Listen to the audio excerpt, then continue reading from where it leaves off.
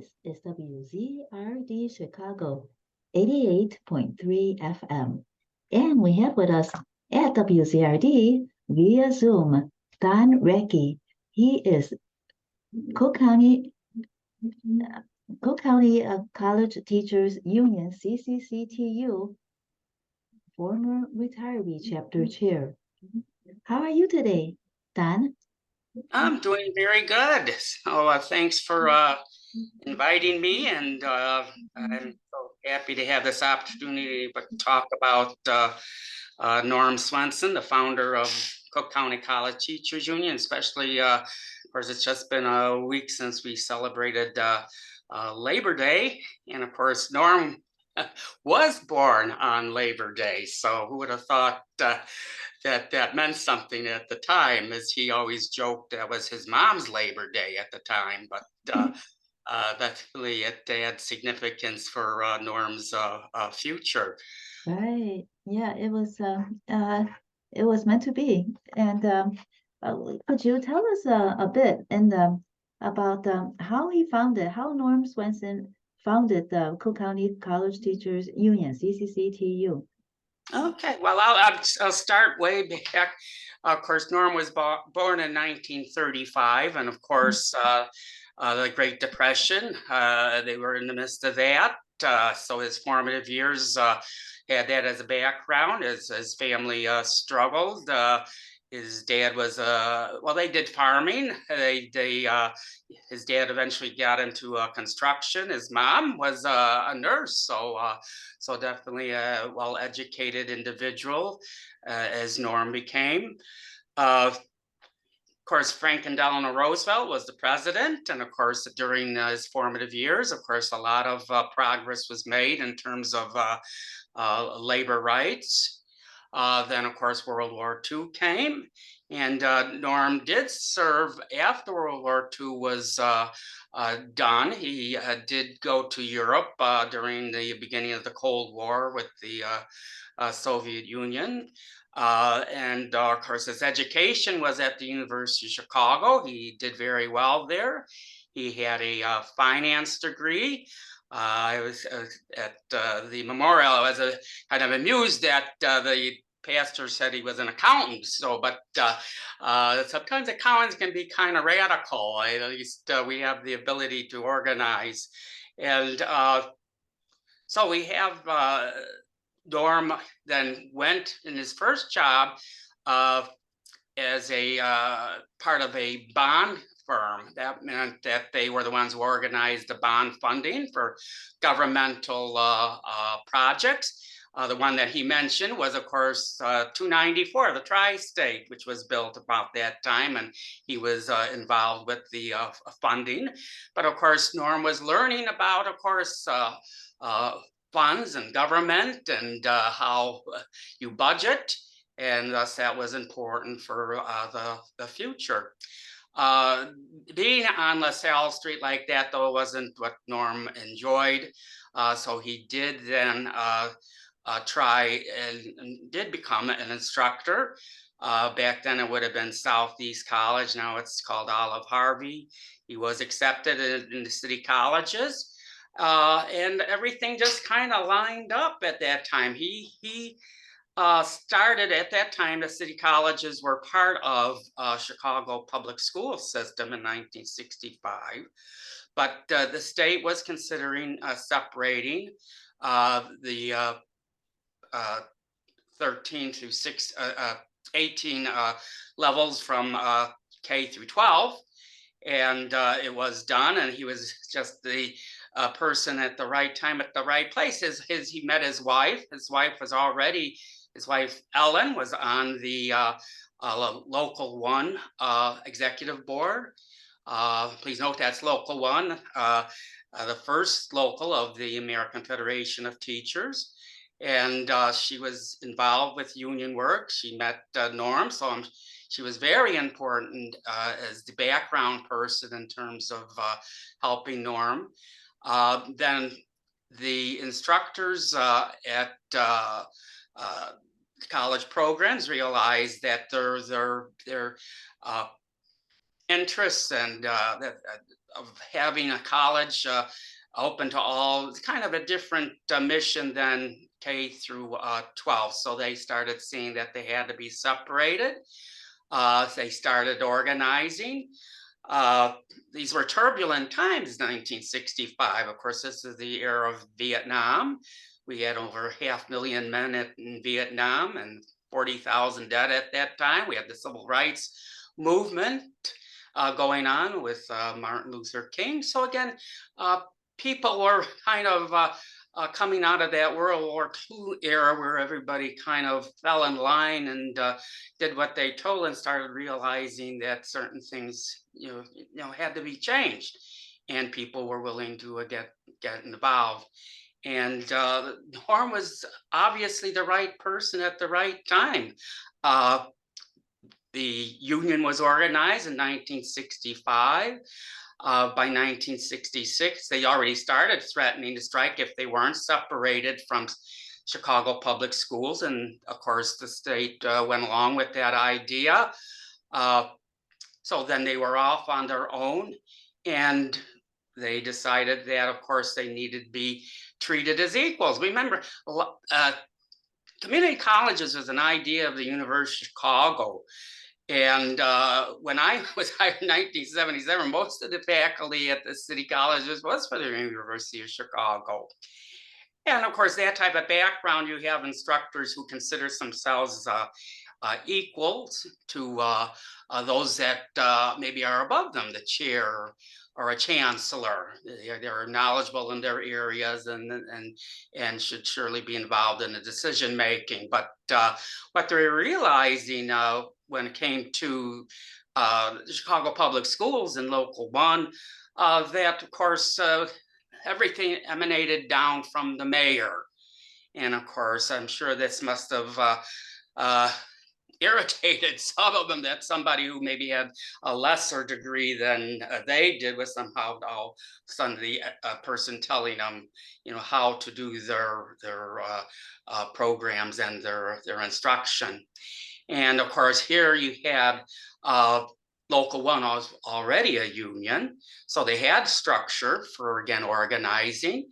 And obviously Norm was convincing, because there was a time where they had to decide, who would represent them, and they did have a vote, and Norm got the faculty to vote that they would be represented by an AFT local. So he was already organizing. He was very convincing. Within the power structure of Local 1600 in the early years, there was a struggle between those who wanted just focusing on worker rights versus those who wanted to focus in on all the issues that were going on at that time, which were the war and, again, civil rights and women's rights. But Norm was very conventional when it came to, again, being focused on the main product of a union, and that is a contract. And let's understand, with his background from the University of Chicago, with, of course, his experience with the bonds, he was familiar with contracts and their importance. And so I would assume that was revealed to the faculty around them, which might be from English or the sciences, that weren't as familiar with contracts. So that role to lead kind of gravitated, because he was a perfect fit at that time. And he was very well organized. He very detailed. From my experience with Norm, if you had a problem, he'd immediately give you the steps and the timeline to, again, go after that issue. And surely that was needed at that time. You had faculty usually works on their own. I suppose the old saying is like herding cats. And of course, so obviously he had the ability to organize people that were, again, independent.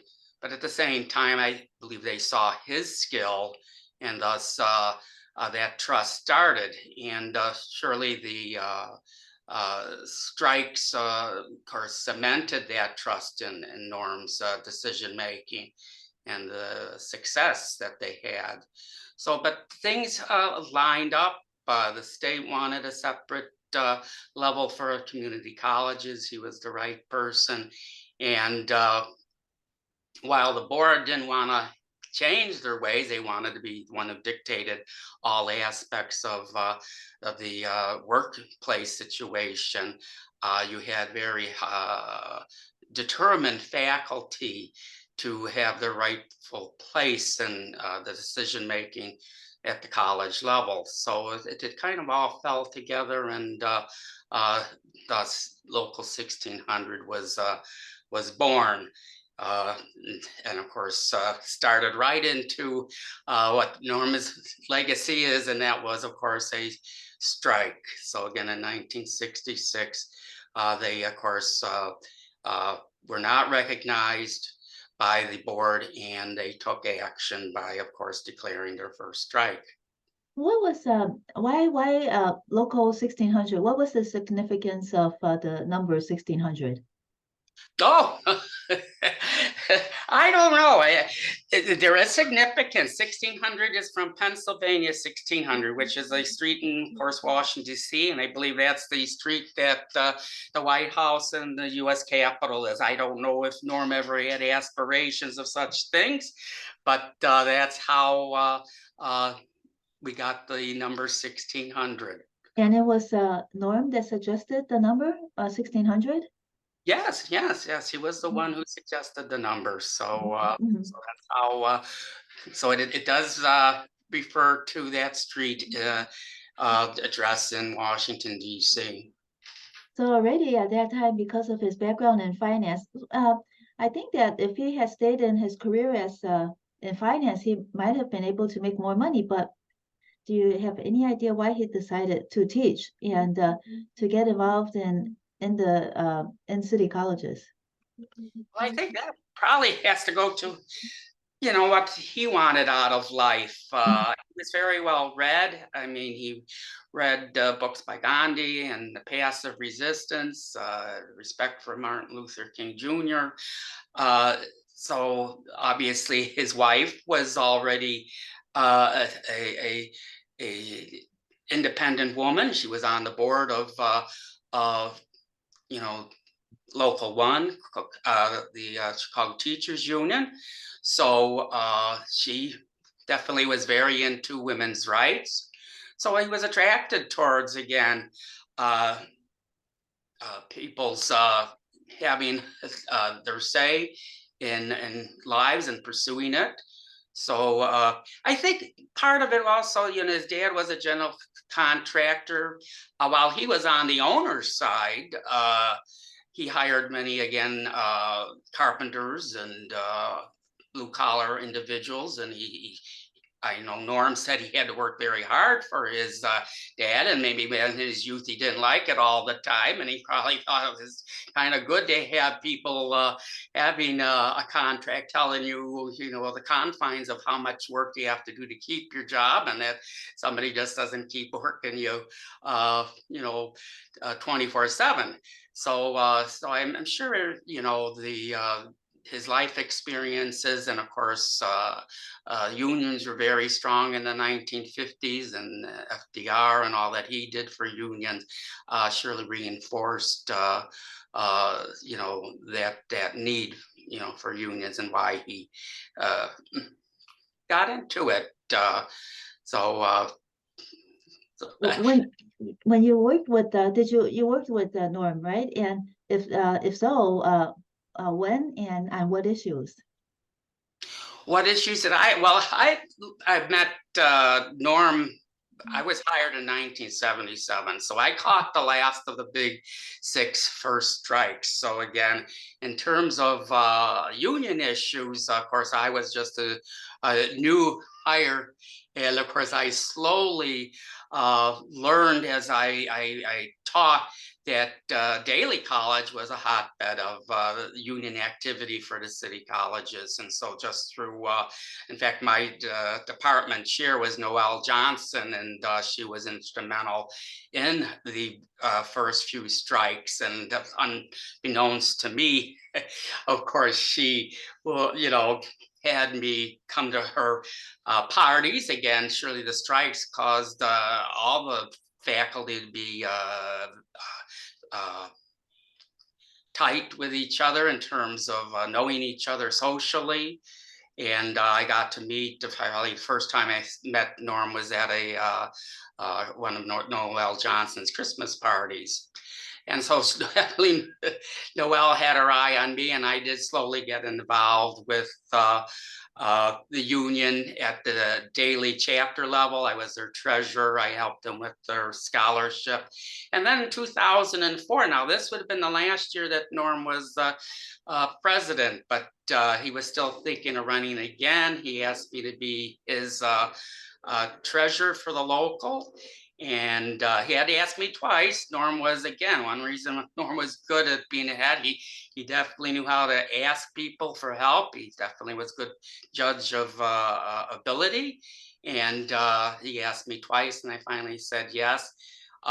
Norm then decided not to run, so I was the treasurer under the first president after Norm Perry Buckley, and I was president there for 10 years. But I, of course, was always being mentored by Norm, because one of the things that cemented Norm and my relationship was we both enjoyed bicycling. And part of bicycling is, of course, you usually go someplace for lunch before or breakfast or whatever. And if you were going to relate to Norm, you have to talk about unions. And I did like talking about unions. I feel unions are surely a way of implementing, a lot of the things I would like to see, which is fairness and equity among all people. So I enjoyed talking to Norm during that time. In terms of issues, of course, I was basically came when I became retiree chapter chair. I succeeded Norm in 2014. And of course, those would have been pension issues.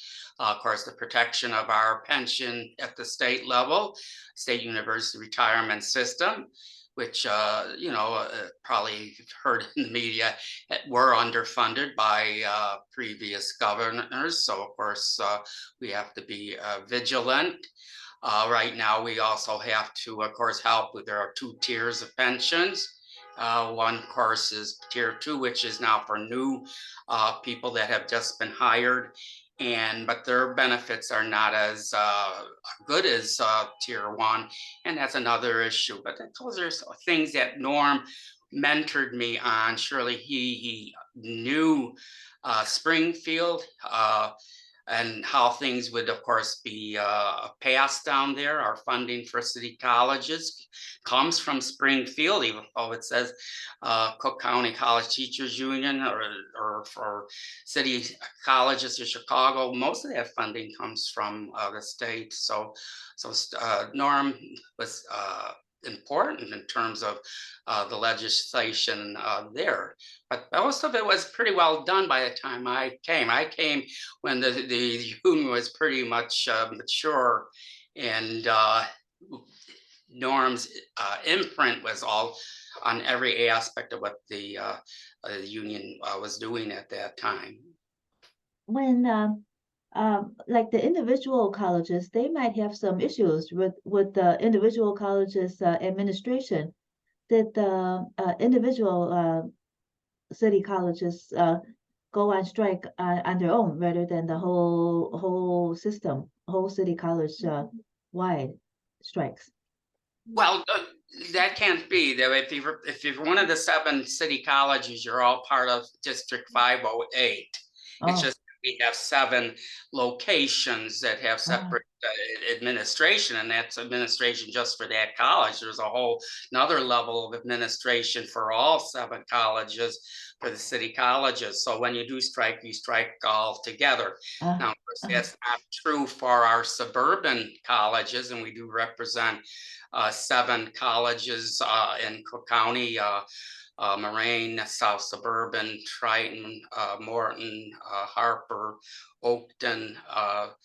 So they are separate districts, and thus they will, if they decide to go on a strike, it would just be for their college. So yes, definitely the challenge of going on strike at the city colleges is a far more involved process. And again, that's where Norm's organizing skills were so important. And Norm put in the time running around from campus to campus.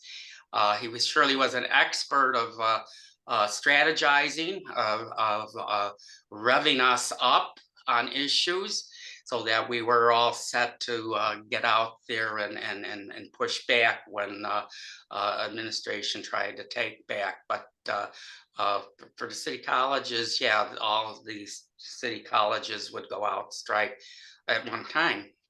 How much did Norm do in person to person versus the newsletters and letters to organize the teachers?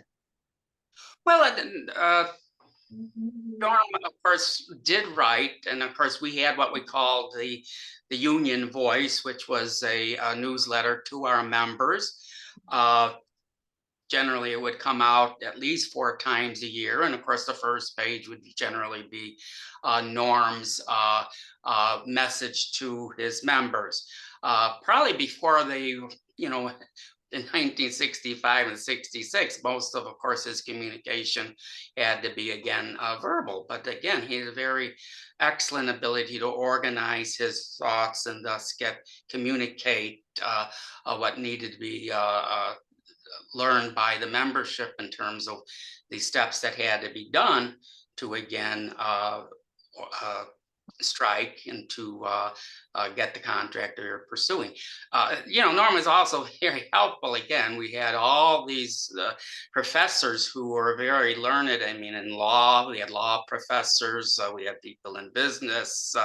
So again, when he had his team, he had people that were very well accomplished in those areas too.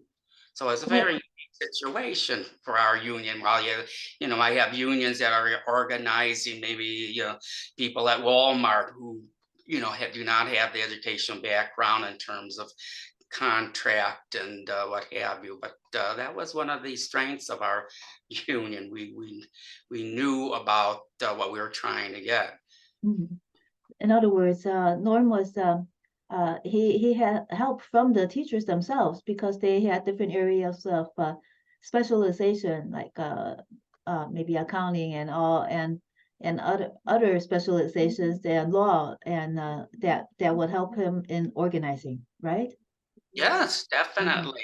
Yeah, and then again, like I say, you would have journalist programs at the colleges, and of course, surely he could draw upon those that are specialized in journalism to help with the union newsletter back then. So again, whatever type of skill he was looking for, there was probably somebody with a degree that, of course, had that. And although I want to point out one thing that was interesting when talking to Norm about our organizing is how many times the organizing at a college started with the business program. And I suppose there you had people who were very familiar with, of course, money and budgets and compensation and benefits. And they knew, what we didn't have, and they knew what we should try to get.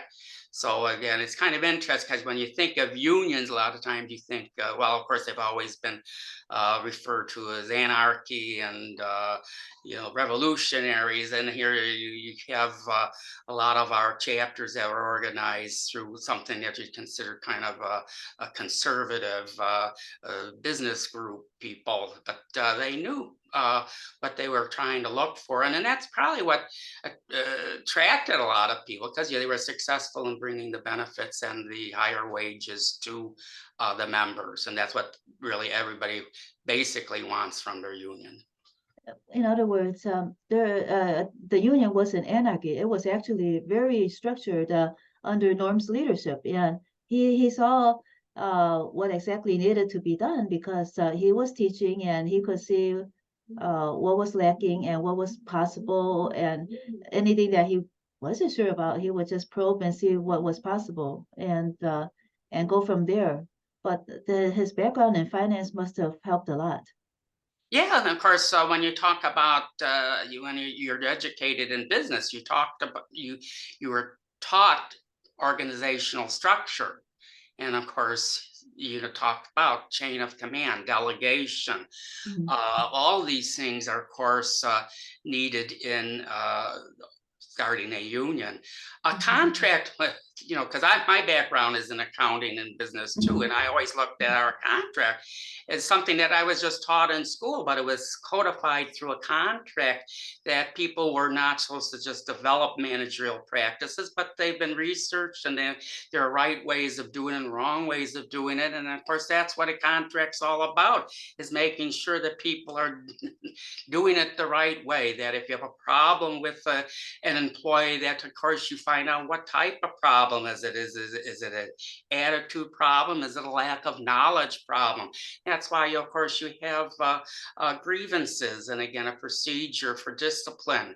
It's basically it's good management practices, but again, they put into a contract. So again, you don't have a person who doesn't understand that or just doesn't want to follow good practices because they have ulterior motives.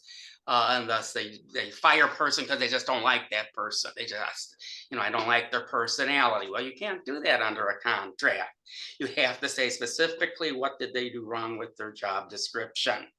And of course, job description, something you learn in a business program, that how important it is for an employee to know exactly what they're responsible for management to know what they're responsible for and what they're not responsible for.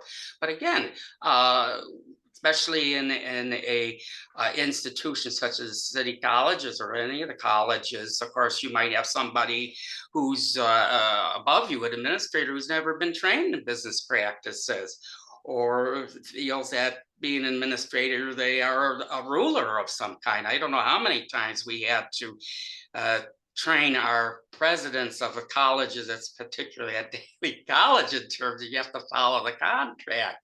Yes, you're the head of the college, but you're not the king of the college.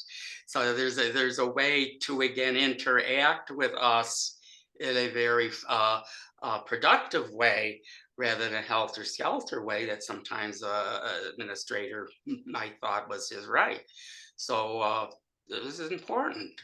And the first contract in was it in 1966 or something like that? That was the first contract that for public services, right, in Chicago. Yes, and That, that's why Norm is such a historical figure up to that time.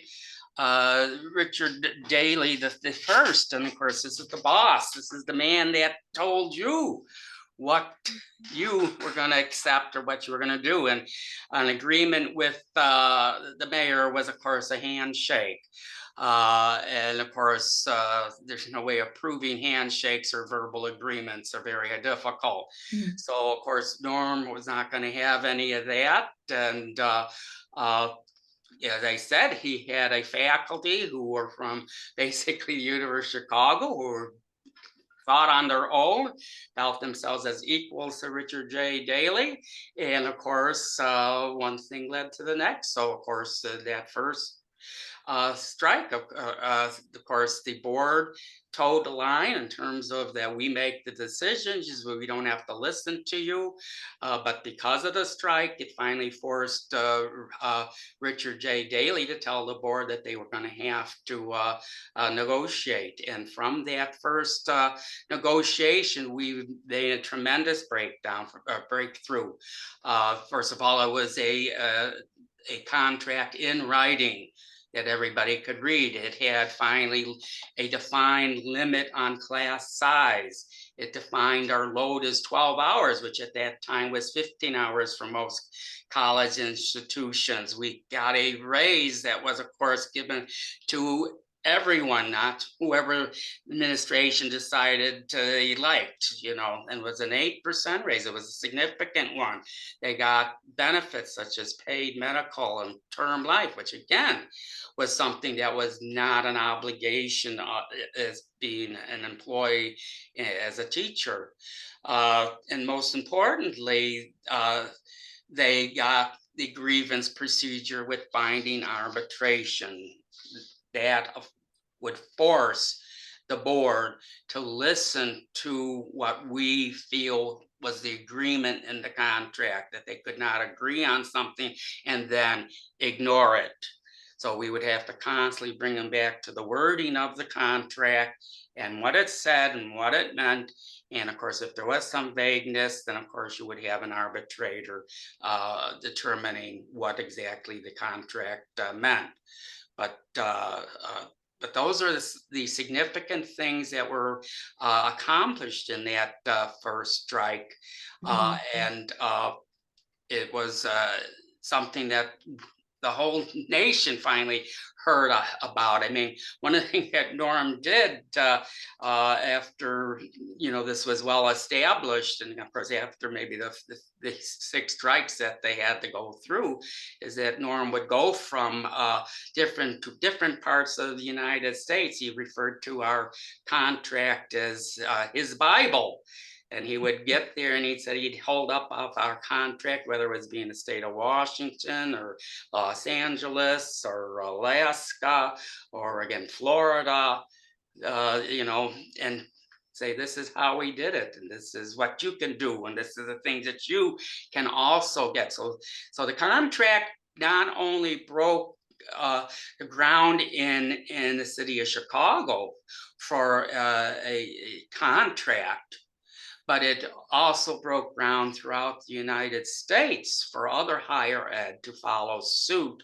And then the template in terms of the contract and the template how to get there, that you might have to strike, you might have to break the law and win your concessions that way. So it was a very monumental first strike. Now, of course, after they had given this away, and obviously, in retrospect, the board, the next 5 strikes were basically the board trying to get back what they had lost. They were in denial for, again, since the last strike was in 1977, they were in denial for almost 10 years.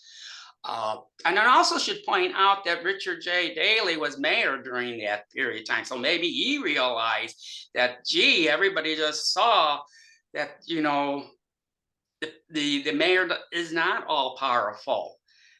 You can, if you're organized, not have to accept the handshake, not have to do everything that he wants, because he, had all the power.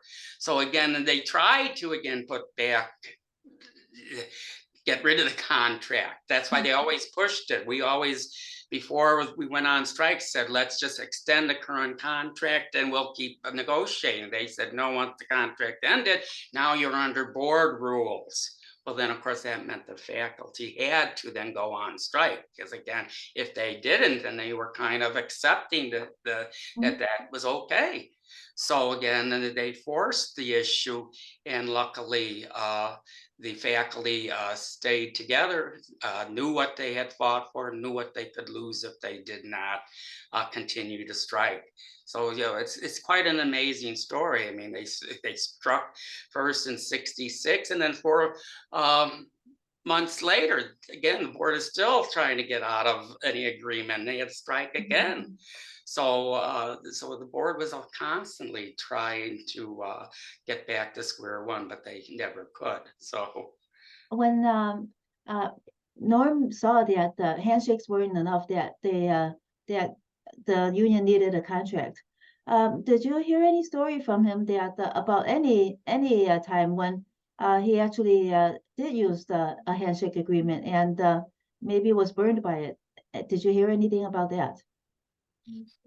No, he never did do a handshake. He was very wise in terms of thinking about where this might lead. In fact, I should point out one of the things that the board tried to do is they tried to offer to Norm a administrative position. Once they thought that, well, we can't beat the guy if we can get rid of this guy and put him on our side. So of course they offered him a very lucrative position and job. Which position was that?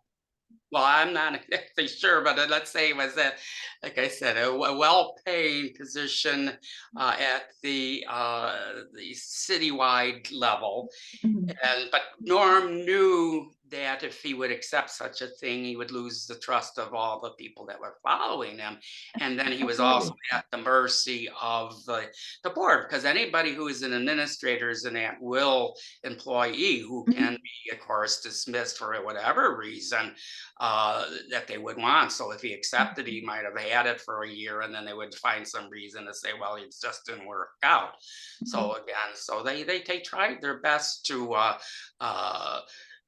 tempt Norm to not stay with union rights and fighting for those rights of all the faculty. So that I think people kind of realized the things that Norm could have enriched himself with.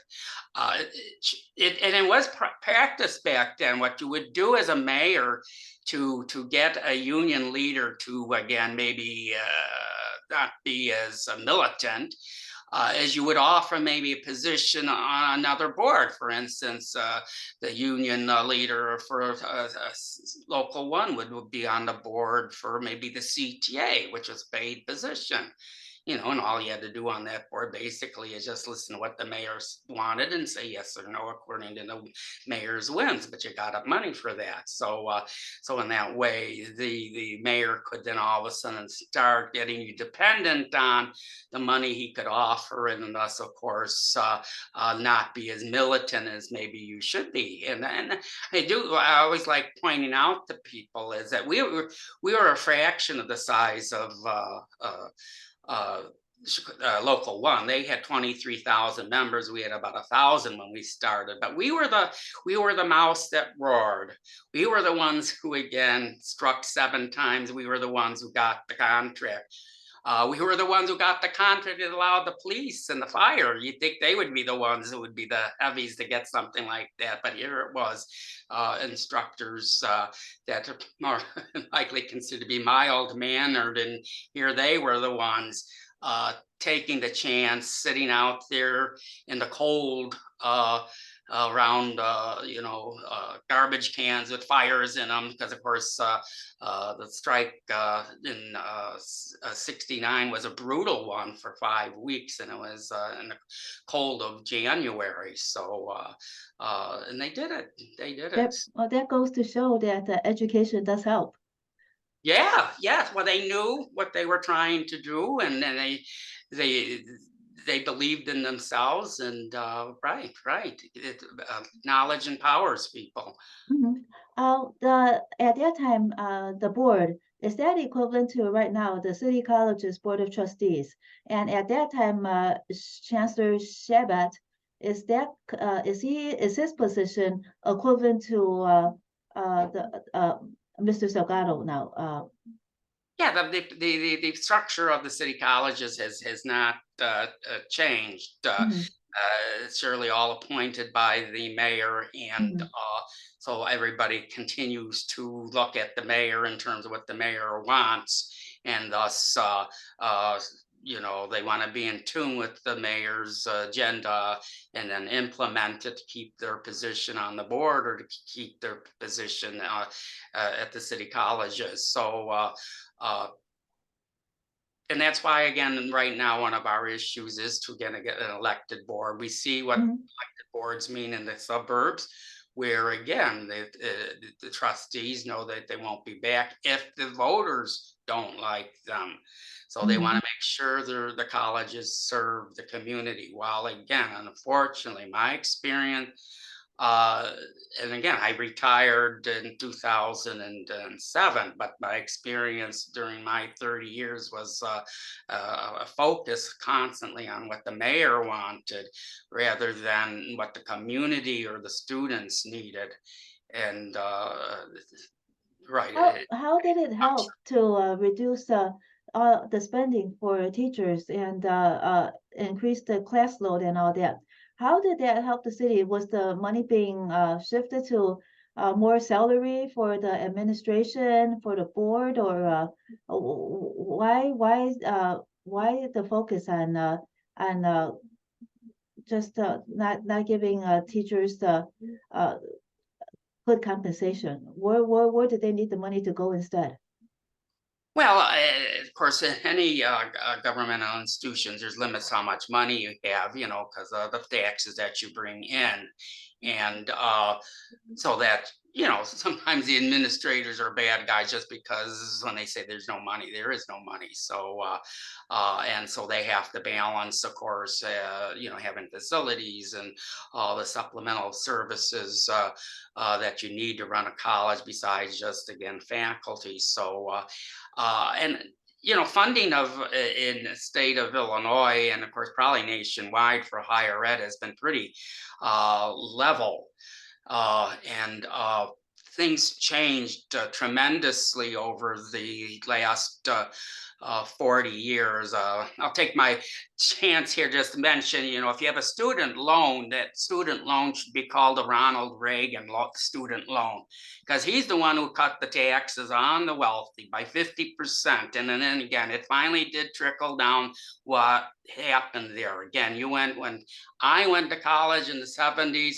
it was almost all paid for. I got money that was very easy to apply for, and all I did was tip plates in the dorm to have some spending money or buy my books or whatever. But I did not have a student loan. But after Ronald Reagan cut those taxes, of course, well, you don't have the tax money, you don't have the money to run the institutions, and of course that definitely affected higher ed greatly. So of course what you saw then, and starting in the 80s, now the 80s in City College was a very peaceful time. That's because you had the changing of all these different mayors, so they didn't have the power. But again, by the 90s, of course, the effect of not having the funding from the federal government and the state started affecting what City College used to have, which was all classes covered by full-time faculty. It started then, of course, the implementation using part-timers or adjuncts, and of course, that has consistently evolved since then, because funding has been not keeping up with the demands of the community. So they've had to hire more adjuncts.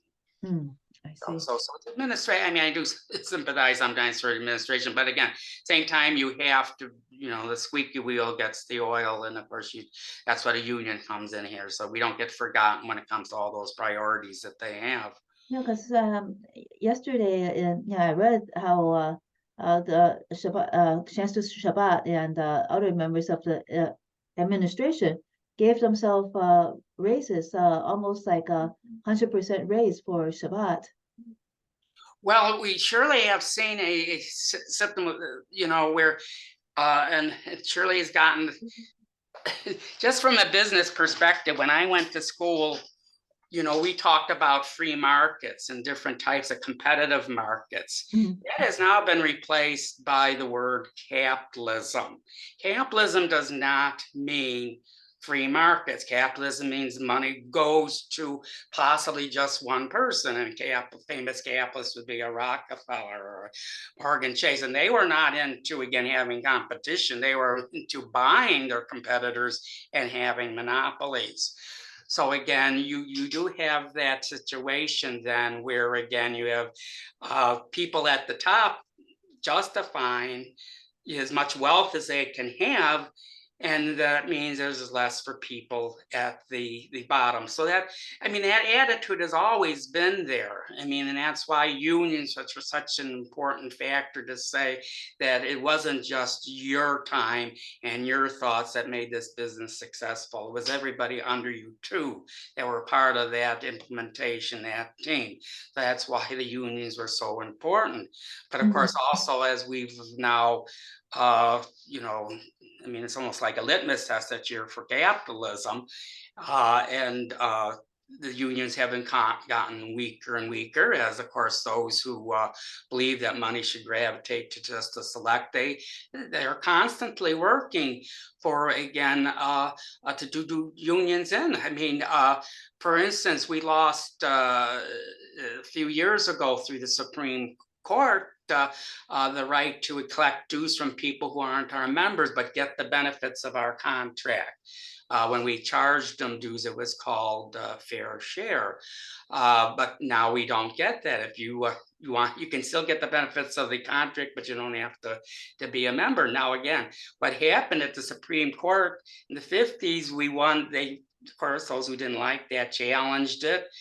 But we won like 7-0, and then under Reagan it was 5-4. But we still controlled the Supreme Court, so it's still we could get dues from people who weren't members. But of course, now that the court is now conservative, we lost that right. So of course, things change over that period of time, and it has ramifications of what the union can do and how we can, distribute the money. For instance, just in community colleges, where maybe it would be nice to have more full-time instructors, but of course, the funding just is not there anymore. When the board tried to override, just tried to take back all the concessions that they gave CCCTU, they followed a kind of a pattern, like hiring outside law firms and going from there. Could you describe a little bit of the process? When it seemed as if every strike developed from what the board was doing. It was just they just did it over and over again. Every time there was a successful strike, and then sooner or later they start to try to whittle away at the achievements.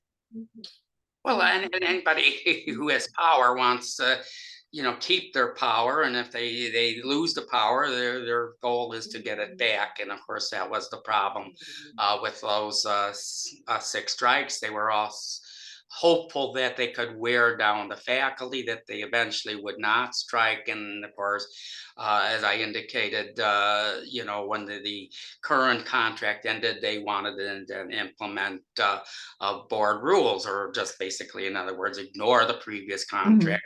And then that era is over. So those people decided not to again fall for that, and they kept on striking. But yes, these people, it's just, I suppose, human nature that it takes a while to accept a new situation.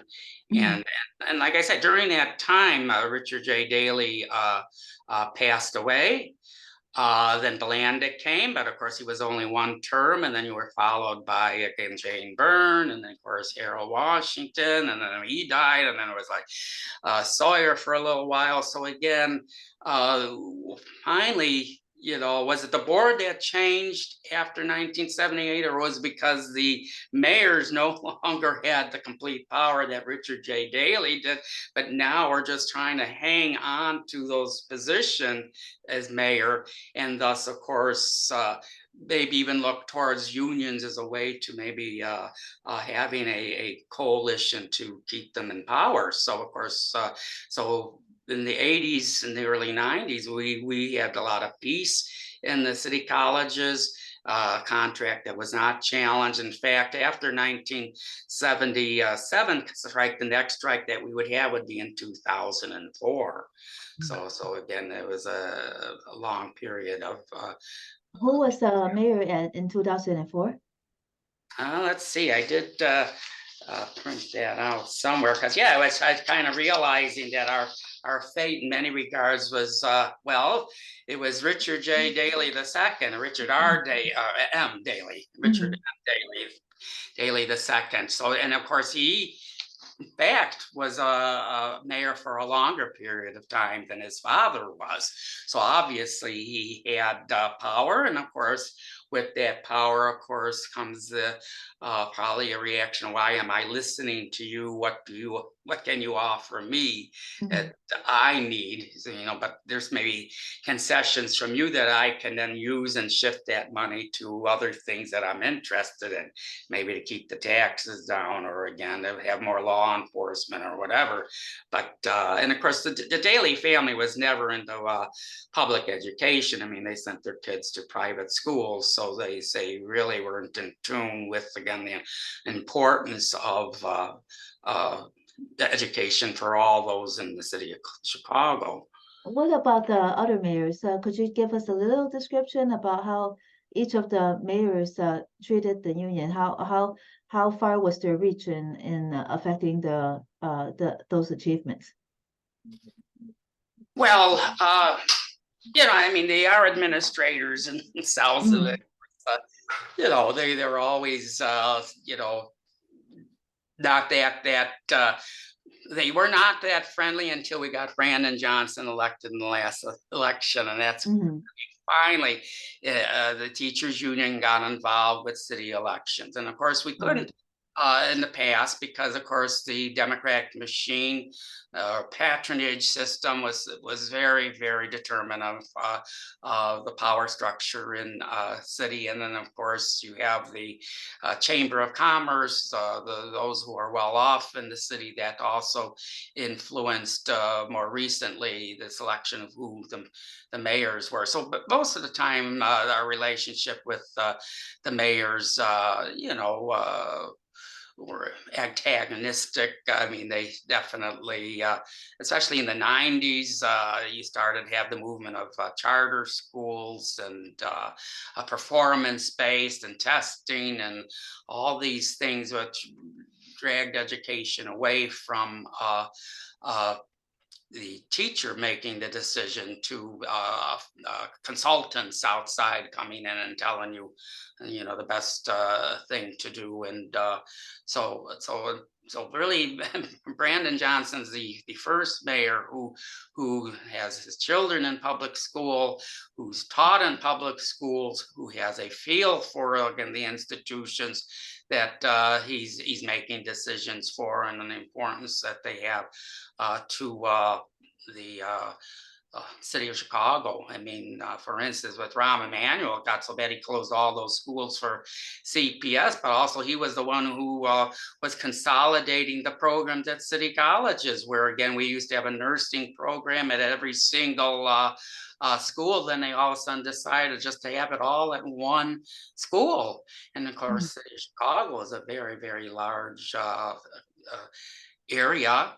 And but for some reason they didn't understand people at the lower level, the challenge of going from the southeast side to Malcolm X, or from the northwest side to Malcolm X. And Mm. uh, but then again, from the mayor's viewpoint, Holly education was more a pot of money, which he would want to decide how best to help his political goals and what have Mm. you. So, Okay, got it, got it.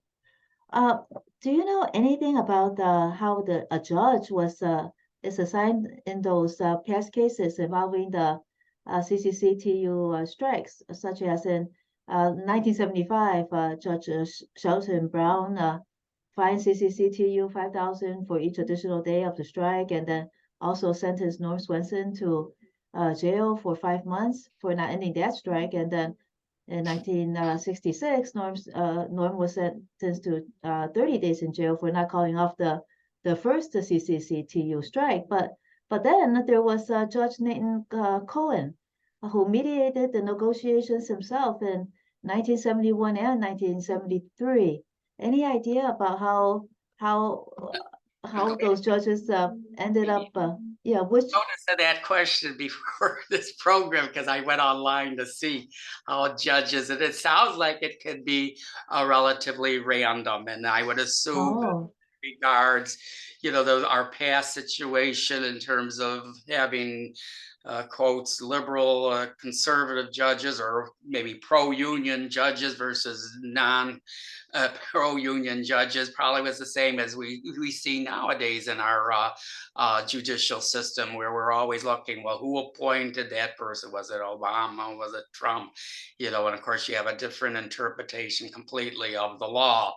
So I think that's what happened. I mean, it was just so much. When you look back at the history here, so much of it was things just had to line up correctly, and sometimes they didn't. And of course, like you said, we had a couple of judges that really went after Norm Swenson by putting him in jail, and then we had some that helped us, and of course forced the board to again follow the contract that had already been agreed to, that they could not just ignore it, and thus forced them to negotiate for a future contract.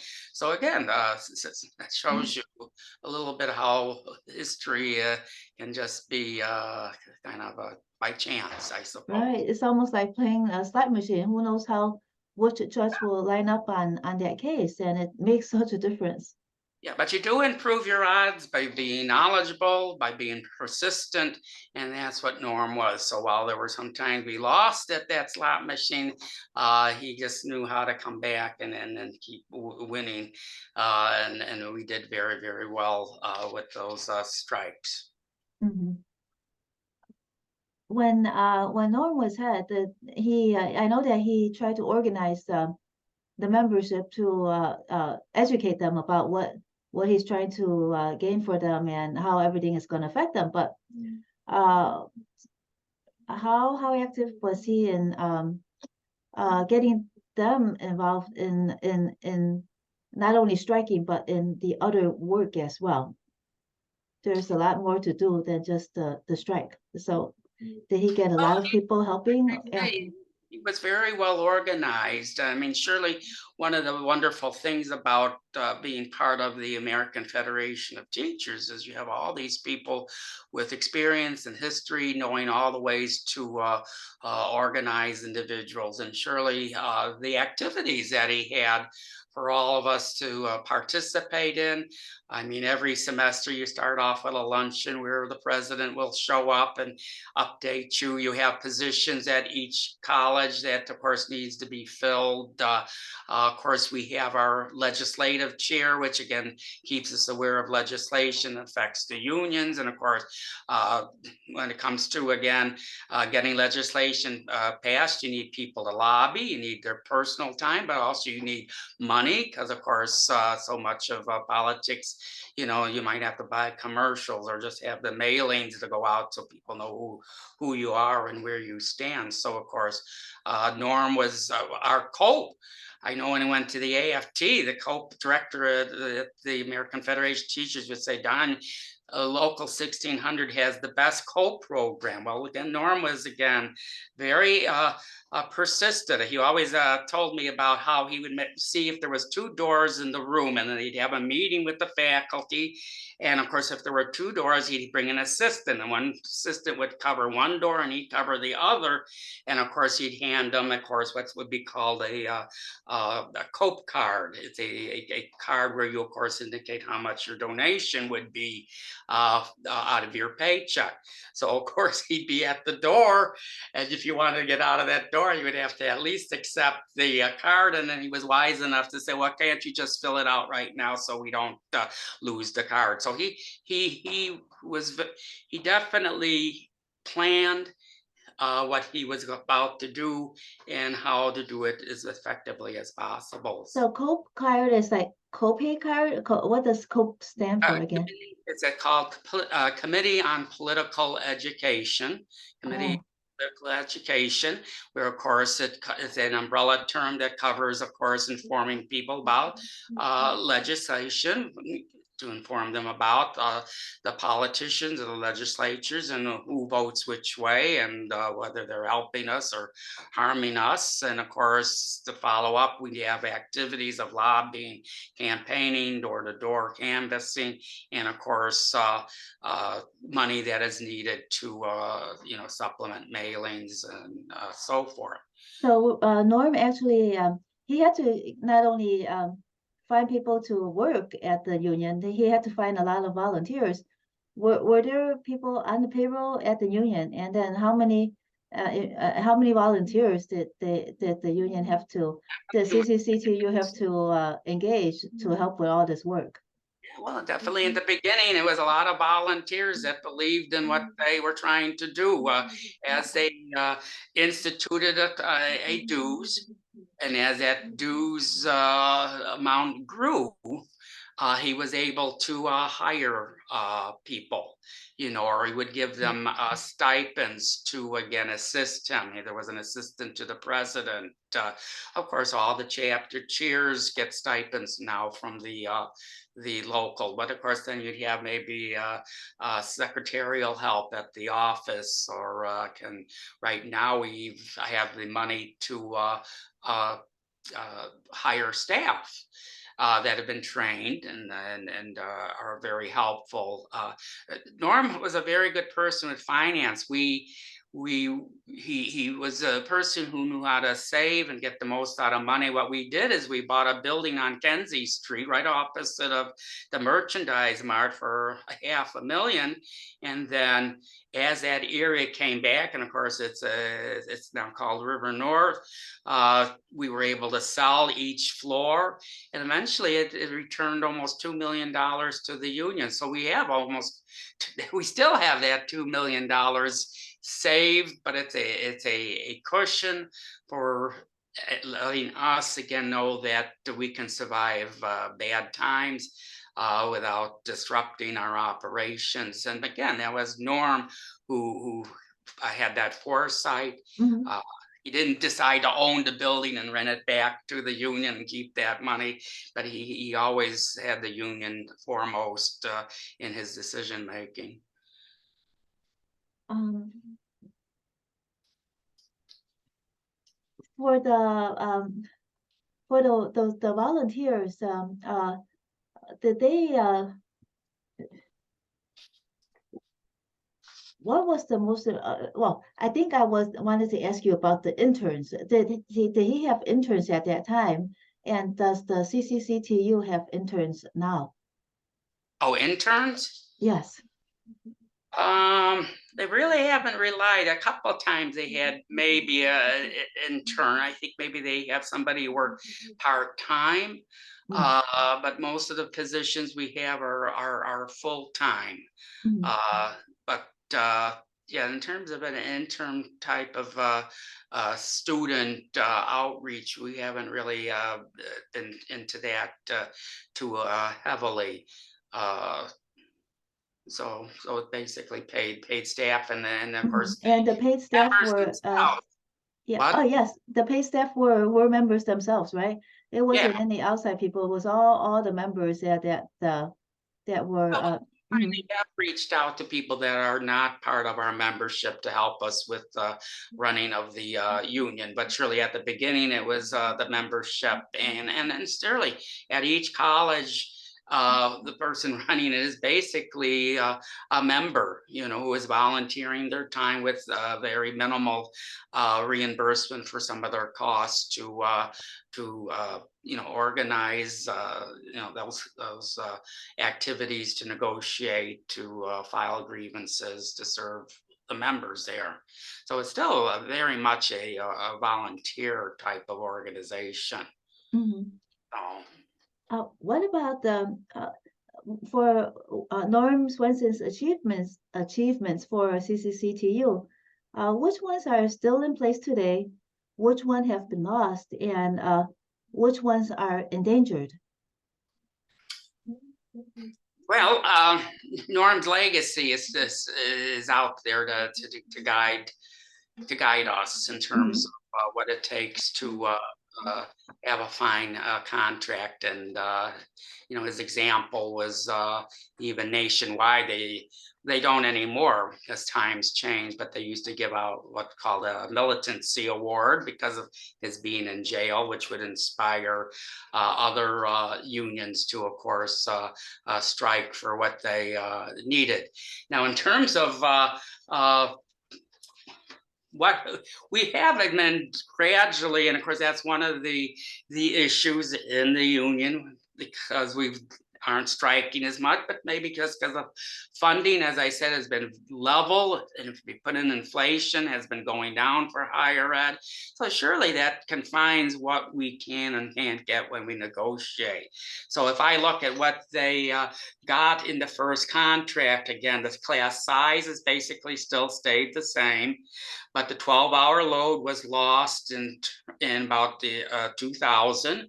where we finally had to again accept the 15-hour load, and that was basically because we were the only one with a 12-hour load. So basically, you finally, what everybody else is getting, and you kind of very hard to again defend that. We still get fine raises. Of course, we, like anybody in health insurance, you have to pay maybe a little bit more into it. Our sick days were unlimited back then. They're now capped, but it's still a unique feature of our contract. The calendar school year is still, well, back in 1966, it was 38 weeks. It's now 36 weeks. So we didn't have a little bit of an improvement there. And then most importantly, our grievance procedures are still strong. And of course, they are accepted by the board, and thus they know that there's no way of getting around grievance and binding arbitration. So those things are still there. In terms of the greatest challenge is basically a challenge for all of teachers in public education, and that is that, of course, there are some who would like to, again, basically make it all charter schools or all, choice schools, where, again, you can go to anybody who wants to say I'm a school and set up a building and teach. And of course, we are the ones pointing out the flaws in that type of alternative, that of course people are left behind when you again have that type of situation. We want a common, again, culture. Surely public education gives you a common, again, course of learning and instruction. So those are the greatest challenges. I mean, having a community college was a new idea in 1965 in terms of bringing higher ed down to common people. But now, in many regards, we are going to the other way. When city colleges first opened, tuition was free. Now, of course, go to city colleges, it's up to $1,200. So again, it's a lot of money, especially if you're on minimum wage. And again, that's what city colleges was all about, was opening up higher ed to those who could not afford a private institution. But now financial aid covers like the most of it, I think. I don't know if it's changed or not, but when I was at Wright College, it covered everything with the financial aid because my income was low enough. Yeah. Well, those are things that we as a union are constantly fighting for in a budget, because those are things that some politicians would like to cut. And that's one of the things that we don't think about when it comes to unions, that we're down there, not only, again, making sure the funding is there for our members, but also, again, that there's funding for, again, the students and for the colleges to, again, serve their community. And that is a fight that we always are involved with. What are the university teachers, the four-year institutions? Their union is totally separate from from the CCCTU, right? Well, believe it or not, we used to represent Northeastern and Chicago State, but their faculty felt that they knew better than Norm, so they went their own way. So they have their own unions. Most universities still do not have unions, although in the state of Illinois, of course, they've been organizing at the University of Illinois, Chicago and Champaign, especially those that are not tenured, that are, of course, realize that, they're being used, that the promise of tenure never seems to materialize from them. So again, by organizing, again, they can fight back and say the money should come to us rather than just the old way of passing it out. And especially as we understand, with the higher ed funding being level or diminished because of inflation, there's pressure to not pay people well. So Mhm. This is WZRD Chicago 88.3 FM. And we have with us at WZRD Don Radtke. He is the CCCTU former retiree chapter chair, and we are discussing the legacy of Norm Swenson. Don, well, is there anybody now at CCCTU or that best represents Norm Swenson's work, the spirit of his work? And is there Well, anybody that definitely. All of our members, surely, because of the structure that Norm left, definitely knows what we are all about and are trying to do. Definitely, Norm's philosophy was more focused on just worker rights, although surely he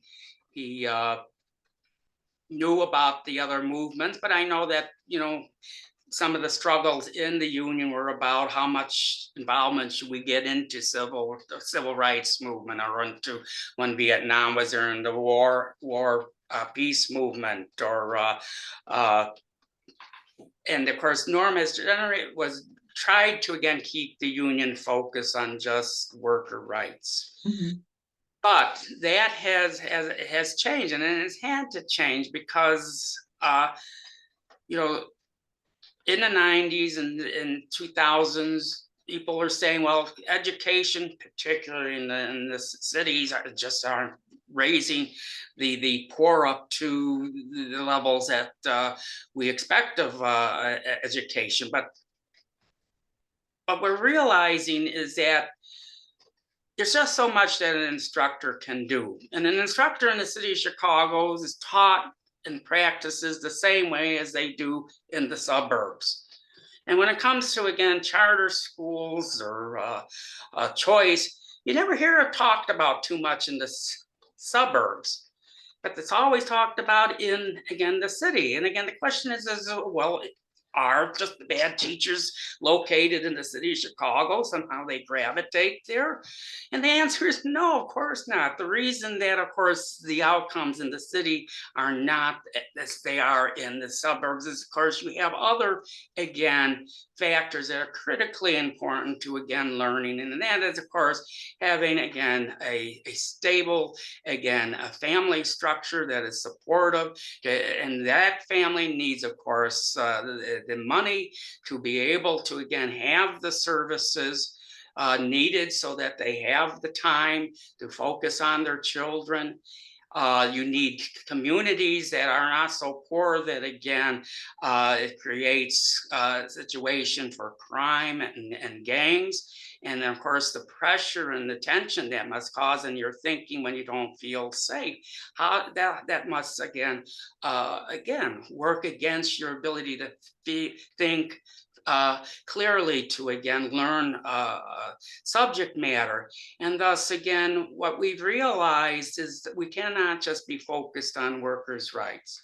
We as teachers are going to be blamed for not teaching well, when that wasn't what happened there. What happened was, again, we had students come that hadn't been fed yet, or, again, coming from a family that are not supporting the educational process. And thus, again, what we are trying to do as a union, and under, again, our current president, Tony Johnson, who's doing an excellent job of, again, redirecting us in terms of knowing that we have to be supportive of, again, housing and again, equity when it comes to economics, that those are also our issues. And thus the union is reaching out more and more, first of all, to such groups as United Working Families, which, again, specifically brings in community groups to talk about the issues. That we're there listening to what those issues are, and of course, as educators, interpreting what that means to us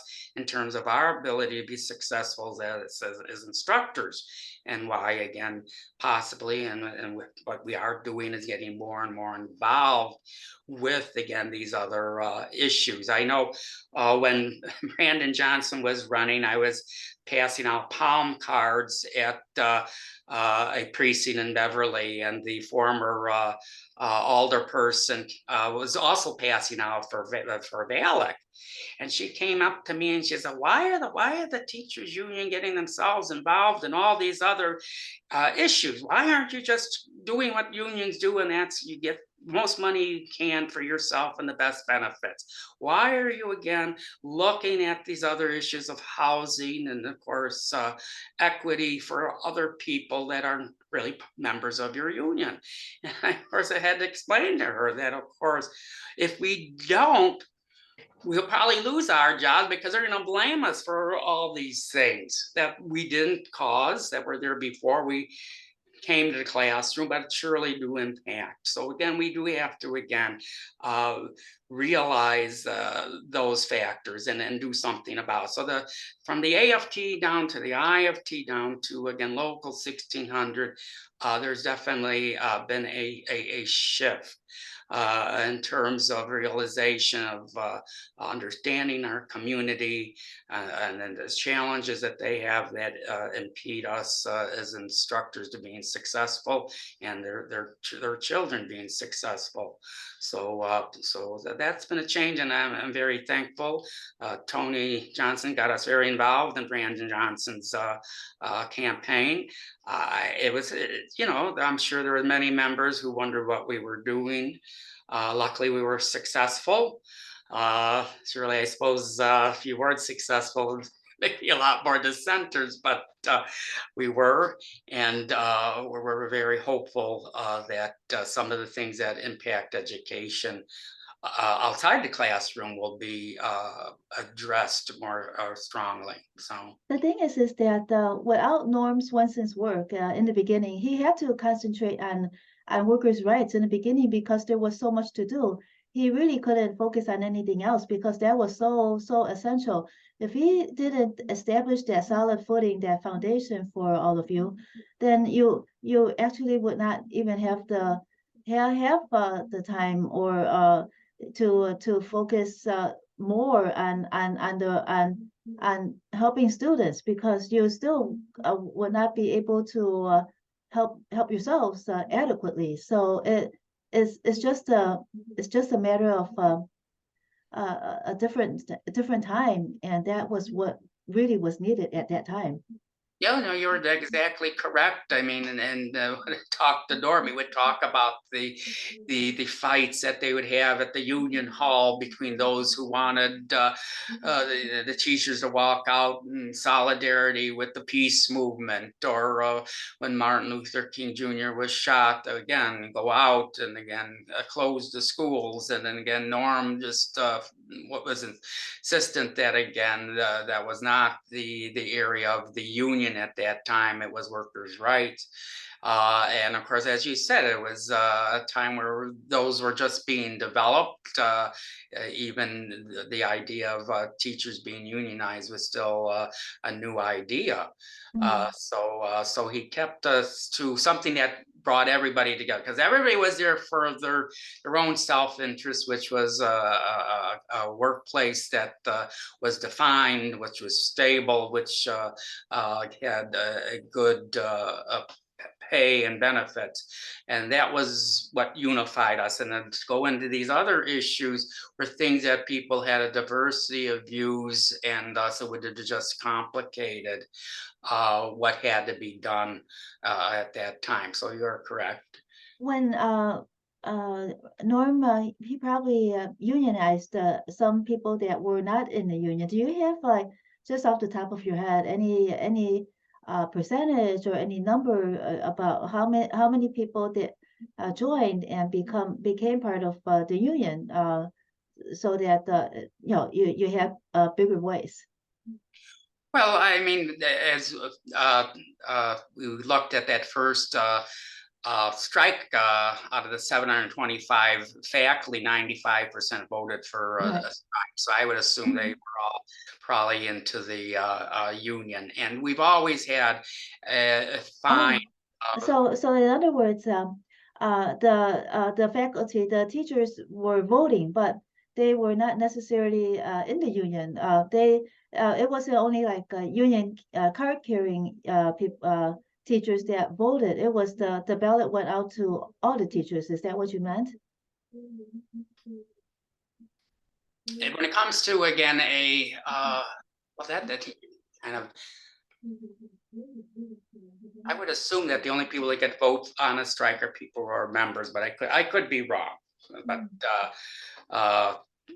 you know, No, that's okay. That's okay. Because you know, it was just everything that you were telling me now that popped into my head, and I was just wondering if how union membership increased over the years. Maybe you have some insight into that. Was there like fewer people in the union before, or was it like? as he grew the union, you know, he started with city colleges, and of course he went out to the suburbs, and of course organized 7 other colleges there. Surely his contract and his success at city colleges was a great organizing force to again convince those colleges to join local 1600. So it was something that he was good at, and he was proud of his accomplishment, and he brought it out there.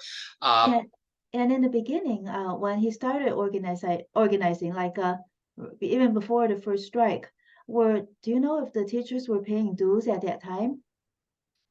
That I'm not sure. I do know whatever dues they were paying was a minimal amount. I do know that if you look at our Constitution, which hasn't been updated, it talks about, of course, you know, how to collect them manually from people. Since then, we've been able to get what's called dues checkoff. So once you sign this form, it automatically comes out of your paycheck. And of course, that is some way that we're being attacked. For instance, in Florida, Governor DeSantis now has stopped that automatic checkoff for those union people down in Florida trying to fight for union rights. So again, so that was a big change. And if you look at our Constitution, we surely had ways of knowing who wasn't a union member and putting social pressures on that person to join. So generally, we've had 95% of all the possible employees join the union, but and we've even had, like I say, and it's been more challenging now that they don't have a fair share, where non-members had to pay dues. So now you have an incentive for people not to join, because if they don't join, they don't have to pay dues. So we've really had to up our game, but so far under Tony Johnson, we've been very successful in retaining our membership at 90% level, because people know the importance of financing their union to keep it strong. Well, it's a group of teachers, and they, you know, they could see it, they understand it, and they probably ask the right questions, and they understand what's going on. It's easier for them to understand that it does benefit them. Yeah, no, definitely. And we surely have enough victories, whether it be through our contract or legislative, to show people that we're working and pursuing their interests, and then we're successful at it. So so all that helps us, but it is still in all a very challenging to keep people to pay dues. We do have right-wing groups such as the Illinois Policy Institute, which sounds like some type of wonderful economic group, which is funded by the Koch brothers and other billionaires. Who are, you know, will send letters to our membership about, how we're not spending their money well, or we're spending it on, of course, politicians or issues that they don't agree with. And I should point. Oh yeah, you go ahead. I do want to point out that again, when it comes to politics, that is all voluntary. It does not come from dues. But of course, the other side will try to imply that it is all one pot, and thus again, if you're joining, you're not only going to get worker rights, but you're going to get women's rights or other rights and issues that maybe you don't agree with. So it's a challenge for our union to again make sure our members know exactly where the money goes and how we use it, and there are things that they don't agree with. That it's a democracy. We vote on our leadership. We vote on our chapter reps. We vote on what arbitrations we go after. We vote on our contract. It's all democracy.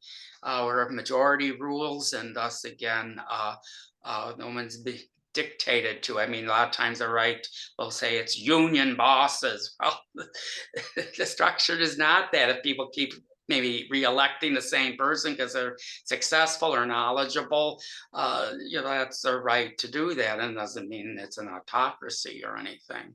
For the Illinois Policy Institute, when they send out those mailings to the members, are they selective in sending the mailings? Do you know? Do they send to those that they think will be swayed? Such as, for instance, do they send those mailings to you? Oh yeah, I've gotten. That's how I know about them. I'll tell you, yeah. So I had to immediately, I have my email list, and of course, for my mailings to the retirees, I'd have to warn them, what was said and what was true, and make sure that word gets out to other people, so that because out of ignorance, they might think something is a fact. So it's a struggle, and like I say, we have a wonderful organization from the national to the state level, where we have conferences, we have conventions, where they are always looking at those who don't like unions and what they're doing, and telling us how to again fight back and to educate our members. But it is an active situation of protecting worker rights. What about Union Voice? Is that in email form, or is there also a physical copy? Well, for me, I as a retiree chapter chair, only half my members have email, because I have a lot of people in their 80s and 90s, and of course they did not accept the new changes in technology. So we do a mailing to again everyone, and those that I do have an email. I mean, it surely is cheap. It's very timely, and so I do use it. When it comes to the active members of the union, we still do have a printed voice newsletter, but it comes out less frequently, maybe 3 times a year. They use, of course, social media more. We now not only use email, we have texting, where we can text our members. We have Facebook, we have a website. So you have to keep up, because that's how the young people communicate. I mean, I'm always minded out for my own children. They're the ones who keep me up to date in terms of cell phones, and otherwise I can't talk to them. That's the media that you reach out to them by. So we are keeping up. So what are the main activities of the retiree chapter of CCCTU? Well, for the retirees, in terms of our activities, we have our annual meeting, where, of course, we get everybody together. And of course, we do, like good retirees, go to Drury Lane out in Oak Brook 4 times a year. So, and for those who are our delegates, of course, they get to go to the House meetings, which are 5 times a year. And then, of course, the more spontaneous type of activities would probably be political, where we have telephone banks, or again, a request to volunteer for canvassing, what have you. I mean, up in the years, a lot of them, you maybe can't do things that are physical. What we do, of course, because of email, you can sign petitions, you can send letters very quickly via email to legislators, senators, what have you, to express our thoughts on different issues. And my chore is to constantly remind people that just to tell a legislator or representative whether you're for or against, it affects what they do, because that's what they're trying to find out, is which way is voters going on this issue, and that influences how they support legislation or not. So we right now are, of course, involved with what's called the windfall elimination provision, which is a provision where, again, if you do get a pension from the state, such as we do in state of Illinois, that reduces whatever you earned in Social Security. Mm. And then again, that was passed under Ronald Reagan, who again was trying to close the gap on the deficit that he caused by the tax decrease that he gave under his administration. And since they already gave the tax cut to the billionaires and the millionaires, they had to come from hardworking people in terms of their benefits and Social Security. Mhm. And one of the solutions was, of course, if you were lucky enough to already be getting one from the state of Illinois, well, you really don't need Social Security then, even if you paid into it. That's the thing. You paid into it, you earned it, you should get it. It should not have any impact on other things that maybe you've done in your life that give you other sources of income as retirement. So we've been fighting for that, but that's been a very long battle. It's one of the interesting things with politicians. They sometimes sound like they're supporting your legislation, but when it comes to finally going to the next stage, you find out, as you might learn maybe in the media, that you can have one senator or the head of a committee kind of stop legislation from proceeding to the next level. Mhm. And that's kind of where we are with trying to repeal that law, which we feel again penalizes those that are that work in public, and especially for the new retirees and those that are under tier 2, since their benefit pensions have been diminished. It's more important that they get Social Security, the full amount that was promised. And another issue for the retiree chapter is tier 2, is to again understand that you can't have one level of benefits for one group and a lower level. That's conquer and divide, and many times a union or groups have gotten lured into preserving their own benefits by diluting the newcomers' benefits, and that's kind of what's happened in the state of Illinois. And of course, we are going to try to address that over the next few years with Springfield. And thus again, as our retiree chapter, we have to educate and hopefully get people to join in when supporting the legislation that will close that gap between the new level of pension benefits, tier 2, versus the current level, tier 1. The windfall provision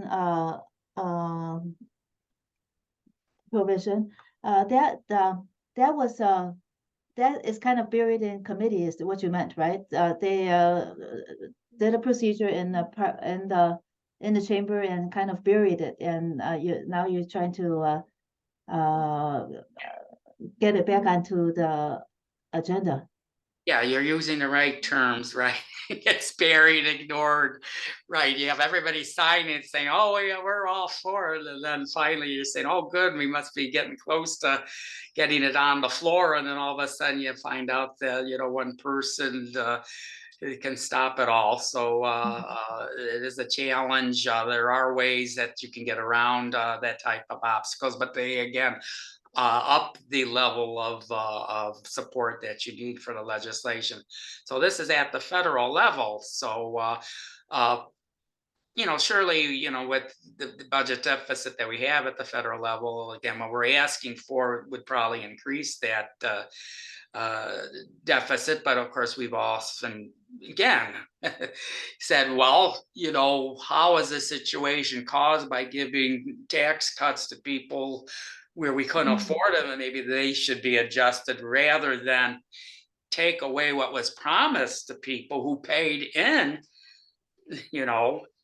Maybe they should not be the ones who have to suffer. Maybe, again, those who, again, are well off. And again, the nice thing about an income tax is you're taking taxes based on how well off you are. And of course, the more well off you are, the higher the tax, but the less impact it does have on your life. So it's fair if you believe everybody is equal and deserving of happiness. Oh, right. What they work for, right?